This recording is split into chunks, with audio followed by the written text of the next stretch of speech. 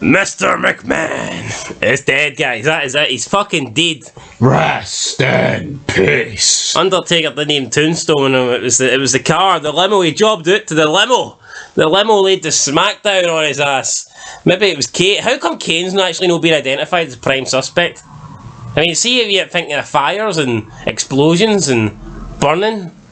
Well, actually, take a sec, Kane alive. Oh, I'd be onto the Brothers of Destruction here. Maybe it was God. Jobbing it in that tag match. He wants his revenge. God wants 50-50 booking. Anyway, a weird ECW here. We kick off the show with Taz without his sunglasses, looking all serious. Him and Joey Styles are not at the commentary desk. They're actually standing in front of the ring. And they tell everyone that McMahon's pretty much dead. Tragic. Well, they're not saying he's dead, but they're on about the tragic, incident that happened on Raw. And the whereabouts of Mr. McMahon is unknown. I mean, what do you mean unknown? If he was in that fucking car, he's dead. Like, what's unknown about it? They're making it as if there's a chance he could be alive. Yeah, it's not a case of there was a body in it, but it's unidentified. I mean, they found no one. What about the driver? Yeah, like, no, the driver didn't even get a mention either. Then they go on, the crowd are booing and laughing and cheering and jeering, and Taz is like, oh, this is disrespectful here for these ECW fans. And they put over tonight's show as a tribute to Mr. McMahon. So, I mean, we just had the tribute to Mr. McMahon on fucking Raw. It was McMahon Appreciation Night. And now we're having a tribute to Mr. McMahon tonight, and I can also confirm it on Raw. 2 weeks later, we're going to have a fucking 3-hour special dedicated to McMahon again. So, but that will be dedicated to the one and only Chris Benoit. Anyway, Taz and Joey Styles say that tonight is going to be in honour of McMahon, and they announce the first match, and it's Balls Mahoney and Tommy Dreamer. For some reason, this is the best way to celebrate McMahon. Not Stone Cold Steve Austin, not The Undertaker, not Hulk Hogan, brother. McMahon isn't already dead. Well, he'll hang himself now. It just doesn't. And what planet fucking Stasiak, maybe? What planet does a Extreme Rules match between Balls Mahoney? Why is that the way they pay tribute? It was the way they said it as well. Oh, these two ECW stars are going to do it for McMahon. They didn't like McMahon. I know. They fucking hated him. A couple of months ago, they wanted him dead. Exactly. You know what I mean? What? You could probably point the finger at the entire ECW roster on who blew up McMahon. Exactly. And we might have got some cool storylines like that, but we'll never because of some prick who's in the main event tonight. But anyway, opening match. I mean, Balls Mahoney again does the exact same move he done last week on Lashley. He missed it, the senton seated splash or whatever. He missed it on Lashley and landed on a chair. Tonight he tried to do it on Dreamer, went through a table, hurt his big fucking fat ass, got up, Dreamer hit him with the Dreamer driver, the Dreamer DDT, and Tommy Dreamer picks up a win. It's not often you say that, guys, on ECW, but my god, Tommy Dreamer has picked up a win. Absolutely insane here for the Tommy Dreamstar. How many wins has Tommy Dreamer got in ECW that wasn't against a fellow original? Beat Kevin Thorne. Oh, that's a fucking disaster. I think he beat Daivari at December to Dismember. Yeah. No, wait, he didn't. It was on ECW. Daivari rolled him up. Jesus Christ. Then he beat him back on ECW. That's mad. That's fucking mad. So, there you go. Tommy Dreamer, he doesn't get wins often, but when he does, it's normally against another guy that doesn't get wins. And how many wins has Balls Mahoney had? Arguably his only win is it the ECW pay-per-view where he beat Matt Striker. Anyway, the ECW guys, they don't believe in 50-50 booking. They believe in getting absolutely squashed every night.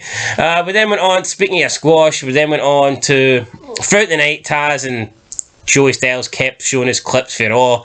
I don't know how many times I've seen McMahon walk from the exit of the building to the limousine car, the limousine door, but I've seen it too many times. I don't want to see it again. They keep showing us the walk from the exit of the arena to the car, the limousine door, and I've seen it too many times. Yep, it was done. I mean, we've seen it on Raw, we've seen it on ECW. Next week we see it on ECW. Alright, you fat fuck. As McMahon. That's not nice of it, possibly. I know, like, fucking we'll probably see it on SmackDown as well, but they'll probably change everyone's fucking Titantron in this just to make the limo blowing up because of that pish. Actually, you know what? I'm going to watch SmackDown the opening to see how Michael Cole responds to this, because I'm actually curious. I want to see Cole and JBL's response to Mr. McMahon being deed. But yeah, anyway, the show's this throughout the night. With the new, this is the first show since the draft. Boogeyman, as you know, got drafted on Raw to ECW. He takes on Matt Striker. And speaking of losses, this is another guy that has barely got any fucking wins to his name. I think the only guy he ever beat was Matt Striker. And no, the only guy Matt Striker ever beat was the Sandman. And he's another guy that didn't get any wins. So I mean, I know who's actually got wins on this show. RVD, but he's no longer there. I mean, Sabu, we got a lot of wins at this. I think they gave Sabu a shitload of wins at the start, and then McMahon invented the 50-50 booking after the match against Big Show at SummerSlam, and he had to take them all back off him. Yeah, that's why Sabu never won a match since. Literally. But I remember the guy was booked strong. He's taking on Big Show and Heyman's enforcers, and he's battering them. He's fucking ECW's got off there, and Sabu's leaving Big Show bloodied in the ring. It's like fucking the Basham brothers are left, covered in barbed wire. Mick Foley's probably going to come out and jump in as well. Fucking mad, absolute mad. I mean, I think Mick Foley's like the guy, you like decorating Christmas trees with tinsel. See, we see barbed wire on a match. Mick Foley just appears. Wild Mick Foley appears. But anyway, Boogeyman beats Matt Striker. We get more shit about McMahon. I don't know. More. There's going to be another announcement on next week's ECW. We're going to have Stephanie McMahon on Raw this week to cry about the death of her father. Then we move on to the main event. It's another guy that will be dead soon. I was going to say it's another guy ECW won in the draft pick, but yeah, this guy will be joining McMahon in the down. What I will say is everyone in this match, well, I don't know about Benoit, but the three ECW guys in this match are still alive. Well, I was going to say they actually pick up a decent amount of wins, but yeah, I'll tell you what, I don't know if Marcus Corbin's still alive. It's just your career that's dead. Aye, so tag team match. Fuck, CM Punk's career's dead as well. Don't worry about it. I don't know, fucking having to go to Kevin Nash. At least he had a career. Anyway, Benoit submits Elijah Burke with the sharpshooter. I thought Benoit was good at the sharpshooter, but the last few times I've seen him apply it, it's been a bit dodgy. We need to get Bret Hart back. I actually can't recall who's applied it to, bar this. He used to apply it all the time, but never got a win with it. Did he? No, he never won. He never really. No, I don't mean that. I mean, I just can't remember him ever doing it. McMahon thinks he must be able to beat ECW guys with a sharpshooter. He doesn't need to apply the crossface. Probably just a dig at Bret. Or maybe he's trying to get rid of the crossface. Maybe he's only gonna strangle him. Well, he was going to use it one last time. And it's going to be we won't get to see it. No holds barred. Triple threat match in the Benoit household. It's going down. 48-hour marathon. And then this match just ends with a fucking mess. Yeah, Benoit. That's not the one we're on. Benoit things. Is it not? No. This is a tag match. Aye, and then they have. It's not the one. Is it? Well, fuck it. Next week is 2 single matches. You fucking nugget. Corvon gets thinged because of the 5-second rule. Oh, aye. So this match. So those you trying to bury me, right? So fucking sit down. He tags out, but he stays in the ring and he gets DQ'd and then he locks in the sharpshooter. So wait, Elijah Burke doesn't tap into the sharpshooter? Aye, he does, but then that's next week. That's next week in the one-on-one match. Aye. Right, anyway, so basically he still taps out here. Aye, after the match is over. The referee DQs Marcus Corfon for not leaving the ring within 5 seconds to make a tag. I've never seen this before. No. Everyone in the match looked confused. We looked confused. Didn't know what happened.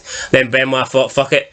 I'll beat the shit out of Elijah Burke for the sake of it, because why not? I'm only going to have one more week of doing this. May as well get as much fucking... We'll make the most of it. Yeah, so, a weird show. It was just 3 matches that meant nothing. And, highlights for Raw. I mean, that was it. For me, it was, I'll give it the main event was alright. Confusing was mad. McMahon's dead. Benoit's soon to be dead. That's a bit. Yeah, what's that all you want to say? I mean, Extreme Rules match between 2 originals. Boogeyman makes his ECW debut. I felt it was better than last week. I'm sorry, what did I give last week, a 4? I gave it a 3. I'll give it a 4 as well. I'll give it a 4. You know what? I think Taz and Joey Styles I think they did a good job of treating it as like a serious thing that McMahon was supposedly did, but also making it entertaining. I felt like they made it entertaining. Yes. Without coming across as like disrespectful. But next week I can see Taz and he's kind of like laughing away as if he's like, this guy's not really deed. Where's my fucking sunglasses, yo? Anyway, find your sunglasses, Taz, and get them back on you because you look weird without them. That's it, guys. Till next time. Peace. Peace.